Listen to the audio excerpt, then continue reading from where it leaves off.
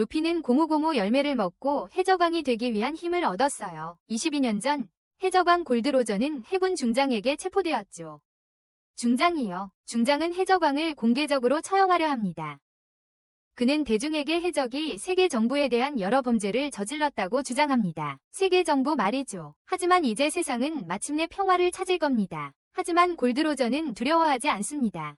다른 계획이 있거든요. 그는 모두에게 엄청난 부와 명성을 가져다줄 보물에 대해 말합니다. 그 보물은 누구든 차지할 수 있고 사람들은 미쳐 날뛰고 모든 것이 바뀌었죠.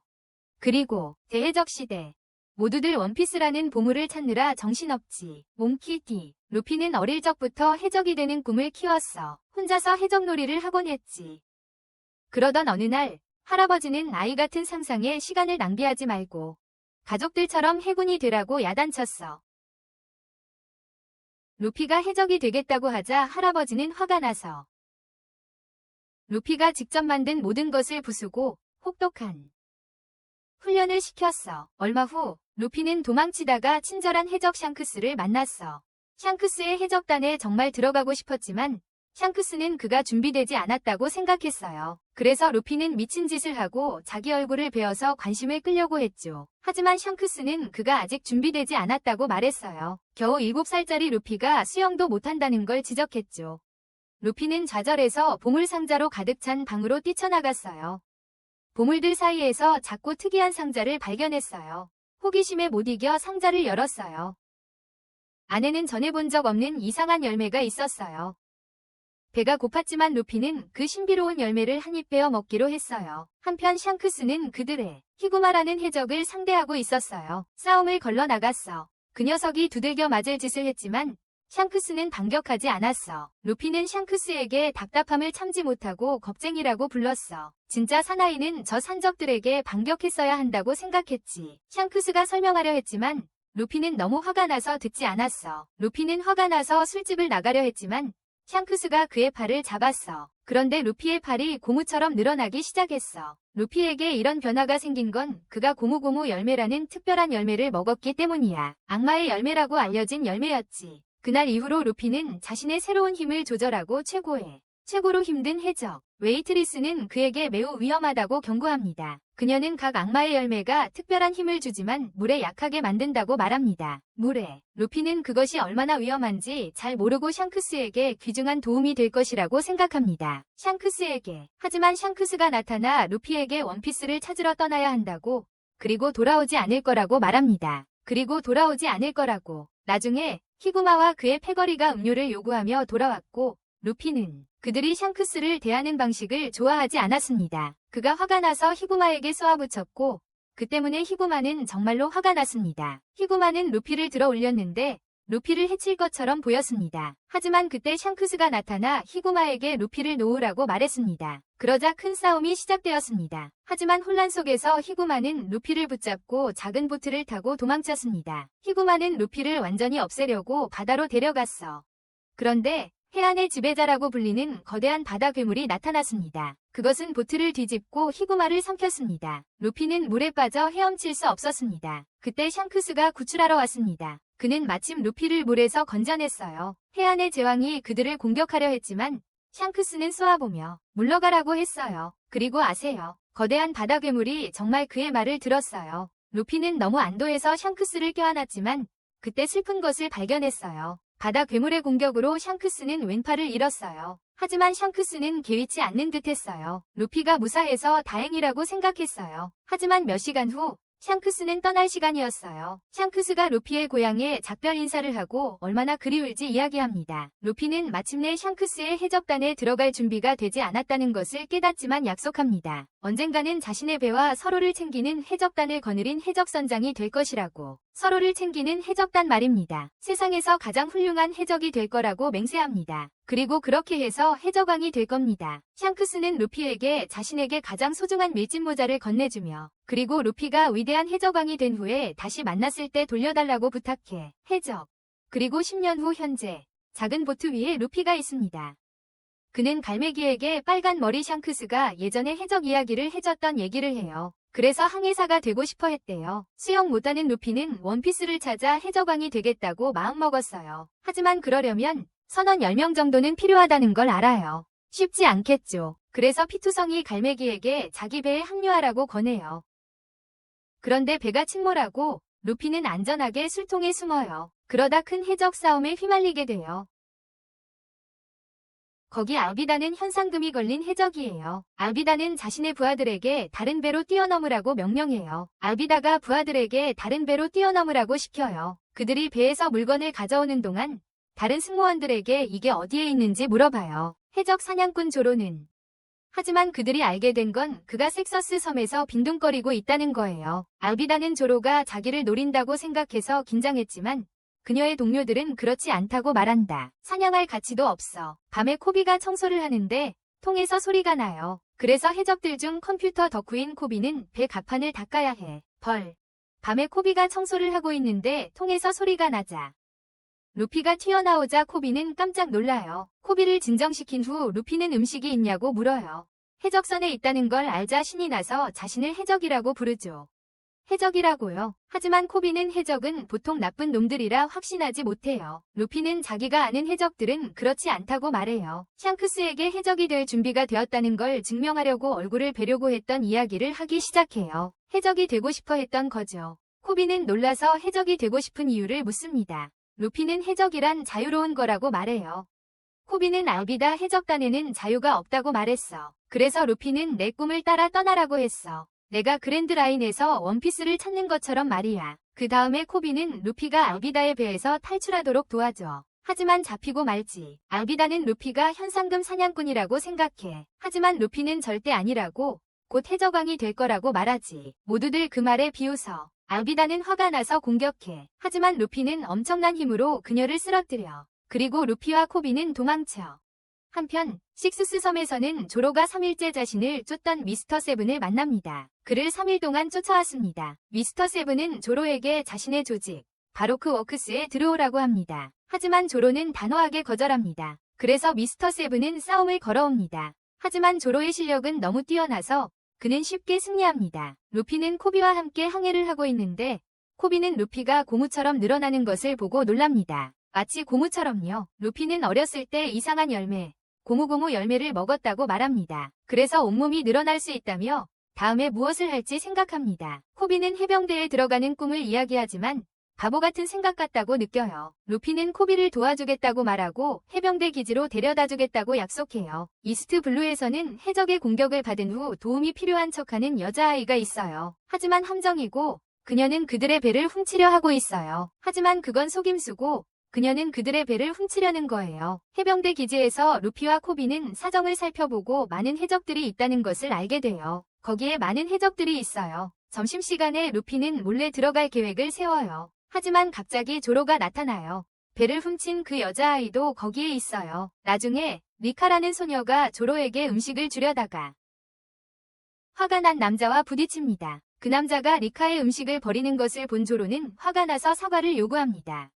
그 남자는 조로와 싸우려 하지만 조로는 아주 쉽게 이깁니다. 해병들이 조로를 막으려 해도 조로는 그들을 모두 이깁니다. 루피는 경외감에 찬 눈으로 지켜봅니다. 조로는 전에 싸웠던 모건 대장의 아들에게 다가가서 받아야 할 돈을 요구합니다. 하지만 모건의 아들은 조로에게 자신들과 함께하라고 합니다. 조로는 거절하고 모건은 조로를 감금하여 7일 동안 처벌하기로 합니다. 마당. 다음 날 모건의 아들이 조로를 놀리지만 조로는 석방되면 그 아들이 목숨을 구걸할 거라고 말합니다. 나중에 루피는 조로에게 찾아가 훌륭한 전투원이니 자신의 해적단에 합류해달라고 부탁합니다. 처음에 조로는 자신은 해적 사냥꾼일 뿐이라며 거절하지만 루피는 그것이 정말로 조로가 원하는 것이냐고 묻고 아무것도 바라지 않고 조로를 보내줍니다. 조로는 놀랍니다. 한편 이전에 나왔던 소녀는 그랜드라인 지도를 찾아 해군 기지에 잠입합니다. 그랜드라인 지도를 그녀는 해군 2명과 싸워야 합니다. 그녀가 숨어있는 동안 루피가 나타나 처음에는 해병인 줄 압니다. 그 소녀는 해병인 척 루피를 속이려 하지만 루피는 너무 똑똑합니다. 루피는 그들이 하는 말을 듣고 그녀가 자신의 지도를 훔치려 했다고 비난합니다. 두 사람은 잠시 말다툼을 하고 루피는 떠납니다. 하지만 그 소녀는 루피를 따라가 그가 싸워서라도 지도를 얻기 위해 모건의 사무실에 가려는 것을 알게 됩니다. 그리고 놀랍게도 그들은 모건 대장과 마주칩니다. 한편 조로는 자신의 검을 되찾으려 합니다. 소녀는 모건에게 해병인 척하려 하지만 모건은 왜 그런지 궁금해합니다. 그녀를 본 적이 없어요. 그녀는 자신이 77부대에서 전입 온 남이 상병이고 그의 지위를 받게 되었다고 말합니다. 남이는 모건을 속이고 그가 떠난 후 루피에게서 훔친 열쇠를 보여줍니다. 선장에 루피는 그녀가 도둑임을 알아채고 자신의 해적단에 합류할 것을 요청하지만 그녀는 거절합니다. 왜냐하면 그녀는 해적을 싫어하기 때문입니다. 그들은 선장의 사무실에 도착하여 그랜드라인의 지도를 찾습니다. 하지만 경보가 울리고 그들이 발각되었다는 것을 의미합니다. 모건이 돌아오자 루피는 자신의 힘을 이용해 큰 금고를 엽니다. 그들은 기지 앞마당으로 떨어지고 많은 해병들과 싸워야 합니다. 처음에 조로는 도망칠까 생각하지만 루피를 돕기로 합니다. 모건이 나타나 다른 해적들을 이겼던 것처럼 그들도 이길 수 있다고 생각합니다. 싸움 중에 조로는 3개의 검으로 싸우고 루피는 입에 하나를 물고 있는 것을 보고 놀랍니다. 그의 입에 그들은 협력하여 루피는 그의 고무고무 채찍을 사용하여 모건을 물리칩니다. 이제 나미는 금고를 옮겨야 한다고 말합니다. 조로는 매우 강해서 나미의 배로 그것을 옮깁니다. 루피는 이제 그들이 한 배라고 말하지만 그들은 그런 배는 없다고 말합니다. 나미와 조로가 준비하는 동안 루피는 그의 친구 없이는 갈 수 없다고 말합니다. 친구. 하지만 조로는 해병들이 곧 올 테니 시간이 없다고 말합니다. 갑자기 모건 대장의 아들이 나타나 무기를 휘두르며 위협합니다. 하지만 조로와 루피는 그를 비웃습니다.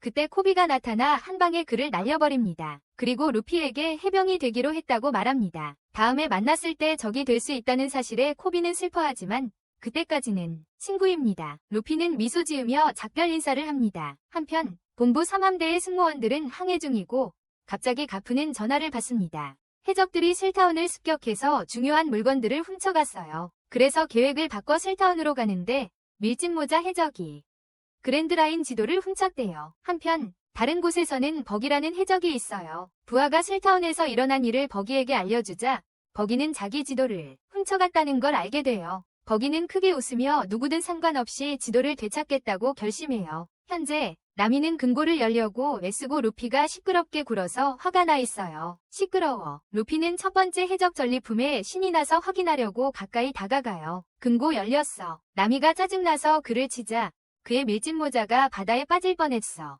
바다에. 루피는 정말 화가 나서 그의 모자를 건드리지 말라고 말했어. 나미가 마침내 금고를 열었지만 조로가 지도밖에 없다는 것을 보자 그는 이게 다냐고 말했어. 이게 다야. 나미는 그랜드라인으로 가는 지도를 찾는 것이 매우 귀중하다고 설명했어. 루피는 지도에 대해 신이 났지만 자신은 읽을 수 없다고 말하고 항해사가 필요하다고 생각했어. 항해사. 나미는 놀라서 그들에게 바다에 대해 가르치기 시작했어. 그녀는 그들에게 세상이 붉은 선이라 불리는 좁은 땅으로 네 부분으로 나뉘어져 있다고 말합니다. 바로 중앙에 그랜드라인이 있는데 그곳에는 엄청난 보물과 큰 위험이 있습니다. 루피는 원피스가 거기에 있다고 말하고 해적을 사냥하던 조로는 그것을 위해 그것이 무엇인지 묻습니다. 루피는 그것은 그랜드라인에 숨겨진 골드로저의 보물이라고 말합니다. 하지만 그들은 공격을 받고 해군이라고 생각합니다. 루피는 친구들이 가스 때문에 기절하는 것을 보고 정신을 잃기 전에 지도를 자신의 몸 안에 숨깁니다.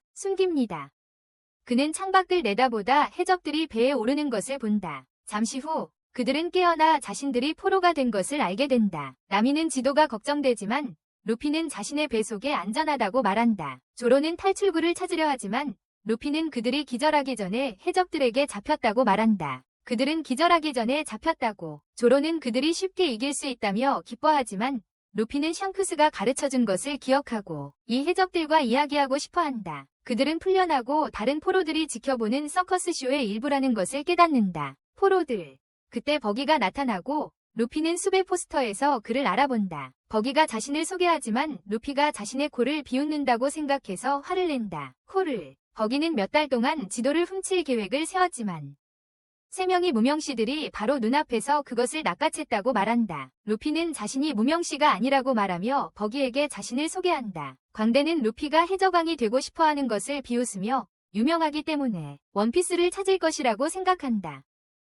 하지만 루피는 절대 그럴 리 없다며 자신이 먼저 찾겠다고 말한다. 조로가 안으로 들어가 무기를 버리라고 말하고 살려줄지도 모른다고 한다. 버기는 그가 주목받는 것을 싫어해서 놀리고 자기가 박수를 칠 거라고 말해요. 그들을 박수칠 거래요. 겁에 질린 나미는 광대와 거래를 하고 자기가 정말 이상한 일을 할 수 있다고 말해요. 그의 서커스를 위해서요. 그녀는 루피의 모자를 던져 그의 힘을 사용하게 하고 루피가 놀라는 동안 그들은 도망쳐요. 텐트를 나서자 나미는 모든 것이 엉망진창인 것을 보고 다시 붙잡혀요. 다시 잡히죠. 그녀는 버기에게 왜 이러는지 묻지만 그는 그저 지도를 원하고 루피에게서 답을 얻으려 해요. 루피에게서 대답을 얻으려 하죠. 한편 코비는 해병대 첫날을 준비하고 있고 그들은 몽키 D. 가프 중장이 나타나는 것을 봅니다. 모건은 거짓말을 하기로 결정하고 중장과 아무 일도 없었다고 말하며 다른 사람들이 도망치도록 내버려둔 아들에게 소리칩니다. 거기에 텐트 안에서 나미는 떠났을 때 본 것을 조로에게 말합니다. 조로는 그녀가 그들을 버리고 떠나려고 했기 때문에 기분이 좋지 않습니다. 나미는 자신이 스스로를 해방시킬 수 있다고 생각하지만 그의 신뢰가 필요하다고 말합니다. 조로는 선택의 여지가 없어서 동의합니다. 그들이 탈출하려고 애쓰는 동안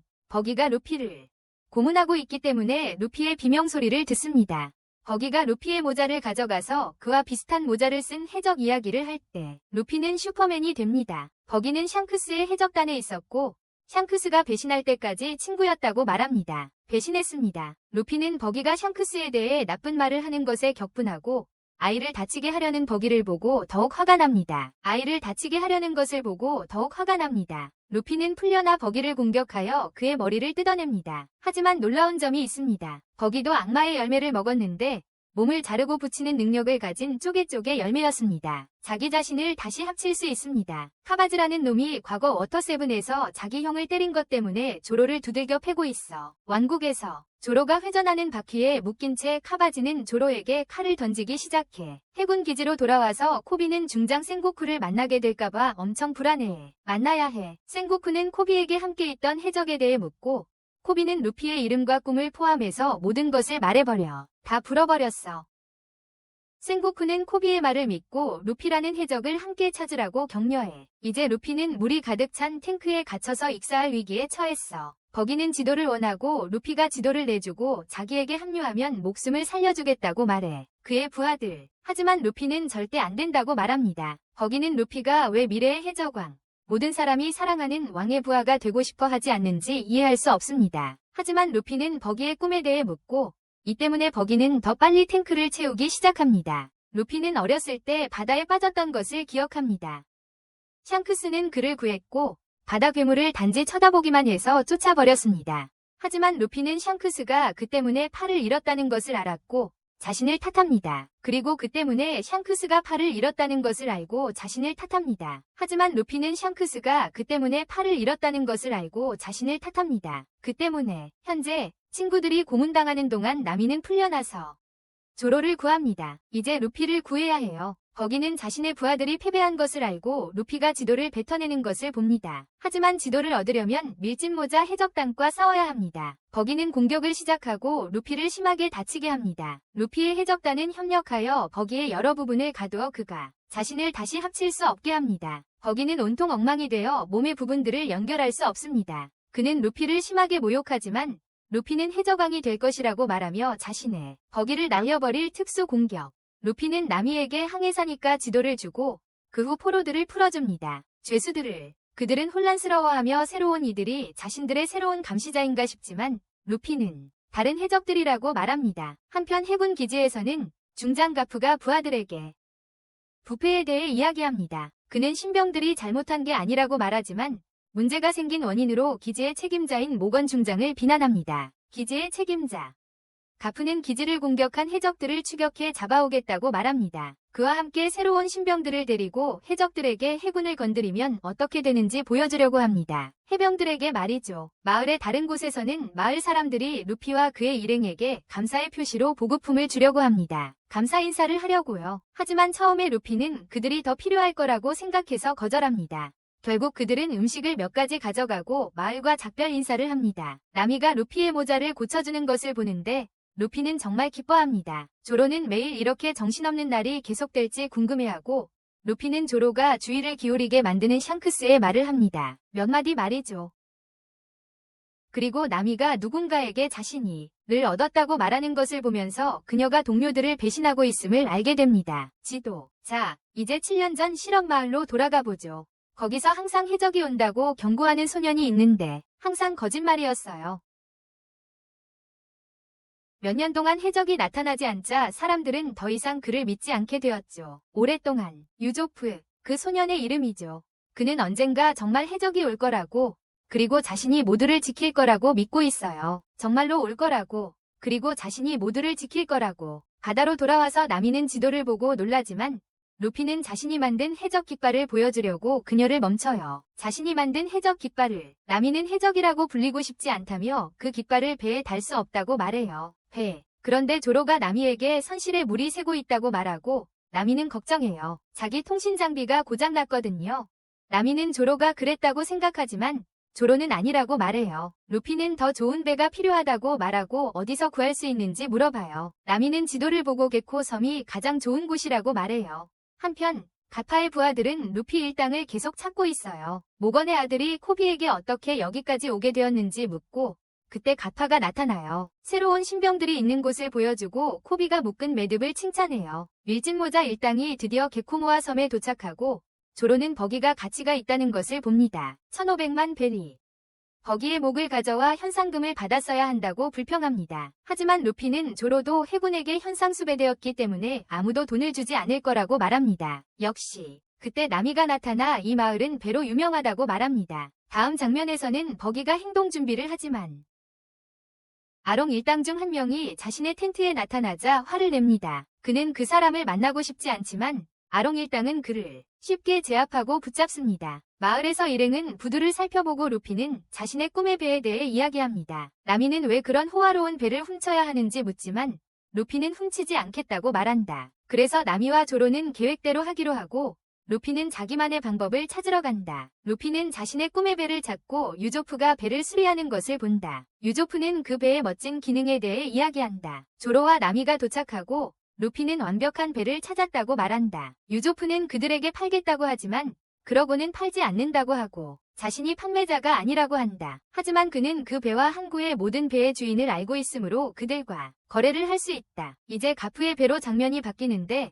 그는 거기서 코비와 보드게임을 하고 있다. 마지막으로 유조프가 루피와 일행을 카이아의 집으로 데려가지만 루피는 그 이유를 궁금해합니다. 정문을 사용할 수 없고 유조프가 카이아의 친구라면 유조프는 이상한 변명을 하는데 조로는 의문을 제기하지만 나미는 어떻게 들어가든 상관없다고 말합니다. 어떻게 들어왔는지는 중요하지 않다고 말합니다. 그러자 버키아이는 유조프가 환영받지 못했다며 공격하지만 유조프는 카이아를 위한 선물을 가져왔다고 말합니다. 카이아를 위한 선물을 가져왔다고 합니다. 카이아가 들어와 유조프에게 인사하고 생일 축하를 합니다. 하지만 클레에도르는 유조프가 예고 없이 나타난 것을 나무랍니다. 카이아는 유조프에게 왜 왔냐고 묻고 유조프는 오늘 자신의 선원들을 데리고 왔다고 거짓말을 합니다. 오늘 자신의 부하들을 데리고 왔다고 합니다. 루피와 그의 일당은 놀라지만 카이아는 자신의 생일이라며 함께 식사하자고 초대합니다. 생일이라고 합니다. 클레에도르는 모두에게 객실로 가서 몸을 씻고 쉬라고 합니다. 그런데 유조프가 카이아를 만나러 비밀 통로로 몰래 들어가는 모습이 보입니다. 카이아에게 큰 진주를 생일 선물로 주려고 합니다. 그는 진주를 얻게 된 이야기를 들려주고 카이아는 그 이야기에 감탄하며 즐거워합니다. 하지만 갑자기 카이아가 기침을 시작하고 유조프는 아픈 그녀를 걱정합니다. 아프다고 합니다. 다음 장면에서 루피의 해적단은 무엇을 입을지 고민하고 있고 조로는 집사를 의심하고 있어요. 루피는 카이아가 매우 외롭다고 생각하고 어떻게 하면 카이아를 설득할 수 있을지 고민하고 있어요. 배를 달라고 설득하는 거죠. 나미는 불가능하다고 생각해서 루피는 내기를 제안해요. 카이아의 마음을 바꿀 수 있다면 나미의 계획대로 할 거고 나미는 동의해요. 저녁 식사 중에 우솝은 루피에게 이야기를 해주고 나미는 카이아의 재무관리인과 이야기해요. 매니저요. 갑자기 카이아가 집사와 함께 나타나요. 조로는 그들이 서로 아는 사이냐고 묻지만 집사는 부인하고 초대해요. 다들 식당으로 와요. 루피가 흥분할 만한 큰 잔치가 있거든요. 유조프는 루피에게 카이아에게 할 말이 있다고 상기시키고 루피는 그녀가 조선소 주인이냐고 묻습니다. 카야는 오늘 자정에 부모님이 돌아가신 후 자신이 단독 소유주가 된다고 말합니다. 돌아가신다고 합니다. 그녀에게서 배를 사고 싶어하는 루피는 이 소식을 듣고 기뻐합니다. 카야는 유조프가 그들이 선원이라고 말했다고 언급하지만 루피는 그들이 해적이라고 정정하며 모두를 놀라게 합니다. 심지어 자신의 모험에 대해서도 이야기합니다. 카야는 자신의 친구 유조프의 모험 이야기처럼 들린다며 기뻐합니다. 루피가 카야와 함께 테이블 위를 걸으며 그랜드 라인으로 갈 계획을 이야기해 테이블 위에서 카야는 루피가 해적왕이 되고 싶다는 말에 놀라서 루피의 설명을 자세히 들어 자기 배를 돌보고 싶다고 하는 루피의 설명을 하지만 클레오도르가 끼어들어 유조프가 시끄러운 사람들을 데려왔다며 투덜거리며 모두 집에서 내쫓으려 해. 하지만 카야는 그들이 머물도록 허락하지만 자신은 잠시 외출해야 한다고 말해. 한편 모건의 아들은 직모자 마크가 있는 배의 잔해를 발견했기 때문에 가프와 코비의 게임을 방해해. 가프는 그들과 가장 가까운 섬 중 하나인 게코섬에 대한 조사를 명령해 임무 장소를 지정하고 코비를 임무 책임자로 지명하는데 이 때문에 모건의 아들은 매우 화가 납니다. 다음 장면에서 카이아의 재무관인 메리는 클레오도르를 신문합니다. 메리가 그에게 조선소 소유권을 이전하려는 것을 이상하게 생각합니다. 클레오도르는 3년 동안 그녀를 돌봐왔으니 당연하다고 설득하려 합니다. 하지만 메리는 카이아에게 직접 듣고 싶어하며 더 이상 누구에게도 이용당하고 싶지 않습니다. 클레오도르는 자신의 진짜 의도를 드러내고 메리에게 끔찍한 짓을 합니다. 장면이 바뀌어 버기는 궁지에 몰려 두려움에 떨고 있습니다. 그들은 버기를 포위하고 있습니다. 그는 농담을 해보려 하지만 아롱이 다가와 그의 해역을 이용해 이득을 보고 있다며 공물을 요구합니다. 버기는 그의 바다 영역을 이용해 이익을 얻고 있습니다. 버기는 자신에게 무례한 짓을 한 사람, 밀짚 모자를 쓴 루피라는 아이에 대해 이야기하며 화제를 돌리려 합니다. 그 아이는 해군 기지를 파괴하고 그랜드라인 지도를 훔쳤습니다. 아롱은 루피의 원피스 탐색에 대해 투덜거리자 버기는 루피를 찾는 대신 목숨을 살려주는 거래를 제안합니다. 루피를 찾는 대가로 목숨을 살려주겠다는 제안입니다. 한편 조로와 루피가 부엌을 찾아 나서는 동안 나미는 카에아의 집에서 도둑질을 하다 들켰습니다. 카에아는 화를 내는 대신 나미와 대화를 시작합니다. 그녀는 나미에게 속마음을 털어놓으며 자신을 조심스럽게 대해주고 안쓰러워하는 사람들에게 지친다고 말합니다. 섬세하게 대해주고 불쌍히 여기는 것에 대해 지쳤다고 말합니다. 마침내 루피와 조로가 부엌에 도착하여 역시 잠 못 이루고 있는 유조프를 만납니다. 잠 못 이루고 있습니다. 유조프는 루피에게 자신의 모험에 대해 묻고 함께하고 싶지만 카에아를 위해 남아있어야 한다고 생각합니다. 한편 카에아는 나미에게 오랫동안 유조프를 알고 있다고, 특히 부모님이 돌아가신 후로는 더욱 그렇다고 말합니다. 그녀는 유조프가 자신에게 베풀었던 친절에 대해 이야기합니다. 유조프는 루피에게 카에아를 자신의 가장 친한 친구로 여기며 그녀를 돕고 싶다고 말합니다. 어떻게든 나미와 카이아의 대화는 그들의 가족 배경으로 이어집니다. 카이아는 자신의 부모님이 바다에서 돌아가셨다고 밝히고 나미도 비슷한 상실을 경험했는지 묻습니다. 나미는 그렇지 않다고 대답합니다. 이것은 그들 사이의 장난스러운 놀림으로 이어집니다. 동시에 우솝은 루피의 나머지 선원들과 어울리며 자신의 뛰어난 저격 실력을 선보이는데 그는 이것이 자신의 아버지에게서 물려받았다고 주장합니다. 그가 아버지를 언급하자 루피는 그가 한때 샹크스의 선원이었기 때문에 그를 알고 있다고 말합니다. 하지만 조로가 술을 달라고 하자 우솝은 그를 와인들이 있는 곳으로 데려갑니다. 그들은 메리의 시체를 발견합니다. 검은 고양이 해적단 선장인 클라아도르가 나타나 조로의 기억을 되살립니다. 결투가 벌어지고 조로는 패배하지만 유조프는 탈출합니다. 그들은 아무도 그의 말을 믿지 않을 것이라고 생각하여 그를 놓아줍니다. 일어난 일에 대해서요. 나미는 카에아에게 작별 인사를 하고 카에아는 나미가 훔쳐서 베개 속에 숨겨둔 모든 것을 건넵니다. 그날 밤 늦게 클라아도르의 부하들은 쓰러진 적들의 시체를 처리하려 합니다. 적들의 시체를요. 한편 유조프는 마을로 달려가 도움을 청하지만 그의 이야기를 믿어주는 사람을 찾지 못하고 애쓴다. 아무도 그의 말을 믿으려 하지 않는다. 이 상황은 그에게 어린 시절의 비슷한 경험을 떠올리게 한다. 어린 시절 유조프는 해적단과 함께 아버지의 귀환을 간절히 기다렸다. 그의 아버지와 그는 심하게 아픈 어머니가 자신을 꾸중하며 아버지가 돌아오면 괜찮아질 거라고 안심시키는 것을 지켜보았다. 어머니는 최선을 다해 그를 위로했지만 식량은 점점 줄어들었고 슬프게도 어머니는 돌아가셨다. 세상을 떠나셨다. 현재 유조프는 땅에 앉아 눈물을 흘리고 있다. 아이들이 보통 믿음직한데도 아무도 그를 믿지 않는 이유를 도저히 이해할 수 없어요. 갑자기 코비가 그의 앞에 나타나 유조프의 말을 믿는다고 말합니다. 다음 장면에서 조로는 구덩이에서 깨어나 메리의 시체를 발견하고 최근 일들을 떠올립니다. 코비를 만난 유조프는 그에게 모든 것을 털어놓기로 결심하고 쿠로 선장의 진짜 정체를 밝히는 것을 포함하여 일어난 모든 일을 이야기합니다. 유조프의 주장에 회의적인 모건의 아들은 그의 말을 믿기 어려워하며 그가 믿는 것은 그의 아버지는 몇 년 전에 쿠로를 때렸고 쿠로가 밀짚 모자 일당과 관련이 없다고 생각합니다. 모자 해적단. 하지만 유조프가 루피를 언급하자 코비는 그의 안전을 걱정합니다. 돕겠다고 제안한다. 집안에서 나미는 필사적으로 루피를 찾다가 결국 카이아의 음식을 먹고 의식을 잃은 루피를 부엌에서 발견한다. 그녀는 다가오는 발소리를 듣고 루피를 숨기려 하지만 노력은 헛수고다. 나미는 조용히 해적들이 무엇을 하는지 살펴보다가 루피가 독살당했다는 것을 깨닫는다. 그녀는 또한 클라아도르가 자신의 하인들에게 루피를 우물에 버리라고 명령하는 것을 엿듣고 조로가 패배했다는 사실도 알게 된다. 한편 코베와 그의 일행은 집에 도착하여 클라아도르를 만난다. 클라아도르는 유조프가 항상 거짓말을 해왔던 사람이라고 후회하며 말합니다. 어머니의 죽음에서 회복했어요. 유조프가 검진을 고집해서 고베가 집사를 진찰했지만 아무 이상을 찾지 못했습니다. 루피 친구가 묘사한 발톱.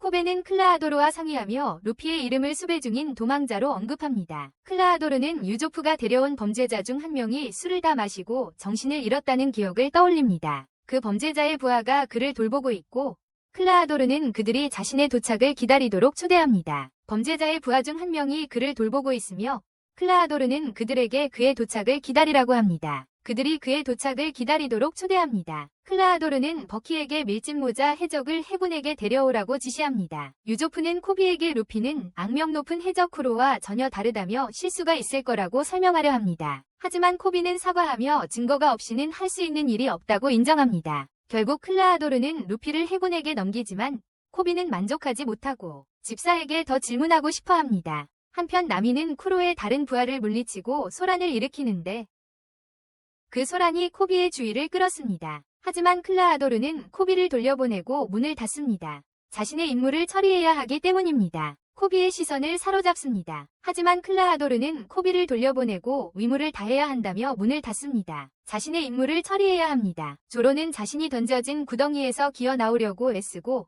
7년 전 시미즈키 마을에서의 훈련 기억이 그의 마음속에 밀려든다. 그는 훈련 중 끊임없이 패배했던 기억을 떠올리고 특히 규우나와의 대련을 떠올리며 좌절한다. 조로가 처음에는 거절했지만 그녀는 항상 그의 실력 향상을 돕고 싶어 했다. 말을 듣지 않았지만 그는 언젠가 그녀를 뛰어넘어 세계 최고의 검객이 되겠다고 그녀에게 약속했다. 최고의 검사가 되겠다고. 조로는 그녀가 항상 이기는 이유를 이해할 수 없었고 그녀는 진짜 카타나로 대련하자는 그의 제안을 받아들였다. 현재로 돌아와 유조프는 카야에게 위험한 상황을 알리려 하지만 카야는 믿기 어려워합니다. 클라아도르는 항상 카야를 돌봐왔기에 그가 카야에게 해를 끼치거나 결혼하려 한다는 것이 카야에게는 말이 되지 않습니다. 유조프는 자신이 하는 말이 모두 사실이라고 주장하지만 카야는 유조프를 때리며 현실과 듣는 이야기를 구분하기 어렵다며 그를 내쫓으라고 합니다. 더 이상 도망치지 않겠다고 결심한 유조프는 카야가 완전히 안전해질 때까지 떠나지 않겠다고 선언합니다. 자정이 되자 클라아도르는 공범들에게 더 이상 기다릴 필요가 없다고 알립니다. 가짜로 하거나 숨기세요. 그들은 선장의 명령에 따라 카야를 칭찬할 계획을 진행할 수 있습니다. 바체이는 어떤 방해도 막기 위해 집 전체를 닫습니다. 카야의 방에서 카야와 유조프는 누군가 문을 열려고 하자 놀랍니다.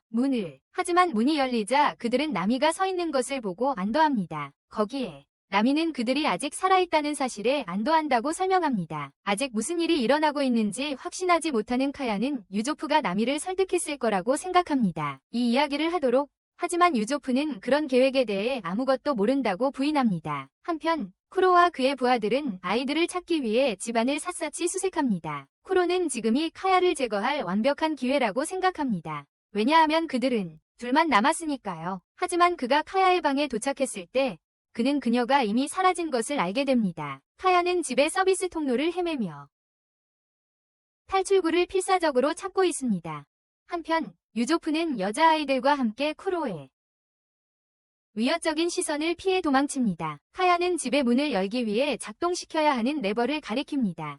동시에 앞서 기절했던 조로가 의식을 회복합니다. 그는 쿠이나의 비극적인 죽음을 알려준 스승의 말을 떠올리며 고통스러운 기억에 잠긴다. 죽음을 고별식에서 조로는 그녀의 검을 물려받겠다고 간절히 부탁했었다. 그리고 스승은 처음에 주저했지만 조로는 쿠이나와 나눈 약속을 상기시켰다. 그들이 쿠이나와 했던 약속을, 이러한 기억들은 구덩이에서 탈출구를 찾는 조로에게 동기가 된다. 구덩이. 한편 코비는 루피의 말을 듣고 있지만 짜증이 난 헬메포는 루피를 해치겠다고 위협한다. 갑자기 조로가 나타나 해병들을 모두 쓰러뜨리며 루피를 구출한다. 코비는 해병의 명령에 따라 그들이 체포 대상이기에 개입하려 한다. 하지만 루피는 코비에게 다가가 그의 임무를 인정한다. 루피는 친구에게 자기와 조로는 다른 친구들을 도와야 하니 해병으로서의 임무로 돌아가라고 지시한다. 그들의 다른 친구들을 도와야 한다. 그는 코비에게 그들을 막으려 하지 말라고 충고한다. 코비는 루피의 말을 받아들이고 루피와 조로가 집 쪽으로 돌아가는 것을 지켜본다. 집으로. 집안에서 쿠로는 카야와 다른 사람들이 숨어있는 방을 찾아낸다. 숨어있는 곳을. 그는 어린 소녀를 심하게 비난하며 그녀가 셀 수 없이 많은 기회를 엿보는 것뿐이고 그저 불쌍한 꼬맹이일 뿐이야. 쿠로는 자신이 몇 년 동안 그녀를 돌보고 끊임없는 불평을 참아온 것에 대한 복수로 그녀의 행동을 본다. 그는 수년간 억눌러왔던 좌절감을 드러내지만 조로와 루피의 예상치 못한 귀환을 예상하지 못했다. 쿠로의 말을 엿들은 카야는 해적과 맞서 싸우겠다고 결심한다. 하지만 쿠로는 재빨리 그녀를 붙잡는다. 친구가 붙잡히는 것을 목격한 유잡은 용감하게 쿠로를 공격하려 하지만 해적은 너무나도 강력해서 그를 쉽게 제압한다. 집의 다른 곳에서는 부차이와 샤미 조로를 공격한다.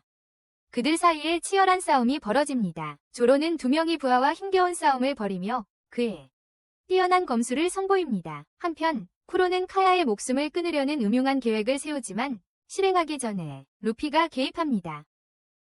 루피는 자기 친구를 건드리는 자는 누구든 용서하지 않겠다고 분명히 합니다. 그는 쿠로를 공격하려 하지만 공격이 빗나갑니다. 쿠로는 루피가 자신과 상대가 되지 않는다고 생각하며 조롱합니다. 그는 루피가 바다에서 보낸 시간이 얼마 되지 않는다는 이유로 자신을 해적이라고 부를 자격이 없다고 비웃습니다. 오랫동안 선장을 지낸 쿠로와 달리 쿠로는 자신이 걱정과 배신과 위협에 대한 끊임없는 경계심으로 가득 찬 삶을 돌아보며 루피에게 그런 삶을 원하느냐고 묻습니다. 루피는 자신감 있게 대답하며 자신의 동료들을 걱정할 필요가 없다고 서로를 지켜보기 때문이라고 말합니다. 하지만 쿠로는 여전히 회의적이며 과거에 많은 동료들을 손바닥으로 때렸다고 인정합니다. 루피는 자신이 마을을 약탈하기 위해서만 해적이 된 것이 아니라 모험과 자유를 추구하기 때문이라고 설명합니다. 이 말에 쿠로는 냉소적인 웃음을 짓고 진정한 자유는 목숨값이 걸려있는데 평온하게 지낼 수는 없지. 루피는 쿠로가 자신의 꿈을 버렸고 더 이상 해적이라고 부를 자격이 없다고 반박합니다. 쿠로는 분노하여 루피와 더욱 치열한 싸움을 준비합니다. 한편 조로는 놀라운 검술 실력으로 쿠로의 부하들을 두 자루의 검만으로 제압합니다. 루피는 쿠로와의 싸움을 계속하며 놀라운 실력을 보여줍니다. 심지어 자신의 필살기인 갓 가무베를 사용하여 쿠로의 얼굴에 강력한 일격을 가합니다. 유잡과 여자아이들은 루피가 강력한 해적을 물리치자 기뻐하며 지켜봅니다. 해가 뜨자 일행은 저택 정문에 도착하는데 조로는 이미 쿠로의 부하들을 물리친 뒤였다. 조로는 이미 쿠로의 부하들을 모두 쓰러뜨린 상태였다. 나미는 해군이 다가오니 재빨리 도망칠 것을 제안하지만 루피는 다음 행동을 결정하지 못한다. 갈 곳도 없고 배도 없기 때문이다. 하지만 카야가 그를 바로잡으며 배가 있다고 말한다. 젊은 여성을 설득한 것을 알고 루피의 얼굴에 미소가 번진다. 자신이 고른 배 앞에 서서 루피는 그 배가 마치 자신의 친구 메리 같다고 말한다. 카야는 메리가 집안일을 맡았던 사람이며 부모님의 가장 좋아하는 동료. 루피는 그 배에 부모님의 기억이 담겨있다고 믿고 배의 이름을 메리호라고 짓기로 합니다. 카야는 그 말에 기뻐하며 루피에게 배를 주기로 하고 루피는 매우 기뻐합니다. 루피는 유잡에게 짐을 챙기라고 말하지만 유잡은 어리둥절해합니다. 루피는 유잡의 친구들을 지키는 실력에 감탄하고 자신이 원하는 동료상이라고 생각하며 그에게 자신의 해적단에 들어오라고 제안합니다. 자신의 동료로 그는 유자프의 아버지 야솝을 명사수라고 언급하며 그처럼 뛰어난 사람이 얼마나 필요한지 강조합니다. 얼마나 그런 사람이 필요한지 말이죠. 하지만 유자프는 실험마을에 대한 강한 애착과 카야에 대한 깊은 책임감 때문에 처음에는 거절합니다. 그리고 카야에 대한 깊은 책임감을 느끼고 있었습니다. 조로는 계속해서 유자프에게 제안을 받아들이도록 격려합니다. 루피는 유자프의 용기와 친구들에 대한 충성심이 그를 훌륭한 선원으로 만드는 요소라고 설명합니다. 정말 귀중한 선원이 될 거라고 말이죠. 유자프는 망설이지만 결국 루피의 제안을 거절하기로 합니다. 대신 그는 자신이 필요하다고 생각하는 카야를 돌보기 위해 실험마을에 남기로 합니다. 카야가 자신을 필요로 한다고 생각했기 때문입니다. 카야가 유자프에게 다가가 좋은 친구가 되어줘서 고맙다고 말한다. 그리고 공부해서 의사가 되겠다는 새로운 꿈을 이야기하며 이제 자신의 삶을 스스로 책임지고 꿈을 쫓을 때가 되었다는 것을 깨닫는다. 유자프는 그녀의 결정을 이해하고 작별 인사를 나누며 카야는 그에게 박수를 치며 유자프 선장의 이야기를 기대하겠다고 말한다. 유자프 선장, 루피는 조금 걱정하며 자기가 선장인 걸 아냐고 묻지만 나미는 그를 쉬쉬하며 오늘만큼은 유자프가 선장이 되도록 하자고 한다. 그들은 고잉 메리오를 타고 출항하고 루피는 나미에게 자기 말이 맞았다고 자랑하지만 나미는 너무 익숙해지지 말라고 충고한다. 한편 쿠로는 작은 배를 저어 섬에서 멀어지고 있습니다. 해병대 기지로 돌아온 코비는 임무 실패에 대해 가프 중장에게 사과합니다. 하지만 가프는 그에게 너무 자책하지 말라고 그가 그랬다는 것을 알고 있다고 안심시켜줍니다. 밀짚모자 일당을 섬에서 탈출시키는데 성공했어. 나중에 유자프가 승무원들에게 자신의 깃발을 보여주자 장난스러운 논쟁이 벌어집니다. 그와 루피 사이에 누가 진짜 선장인지에 대한 갈등이 있어요. 조로와 나미는 그 재밌는 상황에 웃습니다. 하지만 그들의 즐거운 순간은 가프의 공격으로 깨집니다. 루피가 망원경으로 보고 할아버지가 공격하는 것을 알아채고 모두 놀란다. 다들 깜짝 놀란다. 거기서 그들은 중장 몽키디 가프가 루피의 할아버지라는 것을 알게 된다. 루피는 해병들에게 반격하라고 명령하지만 유자프가 대포를 다뤄본 적이 없다는 것을 알게 된다. 유자프는 대포를 사용해 본 경험이 없었다. 가프는 그들에게 멈추라고 명령하지만 루피는 그의 명령을 거부한다. 가프는 엄청난 괴력으로 대포알을 날린다. 하지만 루피는 고무고무 열매 능력으로 몸을 크게 만들어 대포알을 막고 적선의 돛대 하나를 박살내며 큰 피해를 입힌다. 큰 혼란을 야기한다. 밀짚모자 일당은 작은 승리를 자축하고 루피는 나미에게 항해를 지시합니다. 나미는 배를 몰아 해군의 눈을 피하기 위해 짙은 안개 속으로 들어갑니다. 일당은 배의 손상을 확인하고 피해가 미미함을 알게 됩니다. 해군에게서 일당은 배의 손상을 확인하고 거의 손상되지 않았음을 알게 됩니다. 그들은 다음 계획을 세우기 위해 루피가 어디 있는지 궁금해합니다. 유자프는 루피가 배 앞쪽에 있고 중장 갭과의 사건 이후로 아무 말도 하지 않았다고 말합니다. 사건 이후로 나미는 루피에게 일어난 일, 특히 중장이 할아버지라는 사실을 조로와 유자프는 모르고 있어요. 큰일은 아니지만 나미는 중요하다고 생각해요. 그래서 1등항에 쌓인 조로에게 루피와 이야기하라고 부탁하지. 조로는 루피에게 무엇을 하는지 물어보러 가고 루피는 그저 모자를 확인하고 있다고 말해. 자기 모자를. 조로는 일어난 일에 대해 이야기할 건지 묻지만 루피는 거절하고 다시 자기 생각에 잠겨. 그때 갑자기 루피의 코가 음식 냄새를 맡고 그는 자신의 해적단을 바다 위에 떠있는 레스토랑 베레티로 데려가. 루피는 밥을 먹자고 고집해. 하지만 들어가자 예약이 필요하다고 하고 가장 가까운 자리가 나는 건 3주 후예요.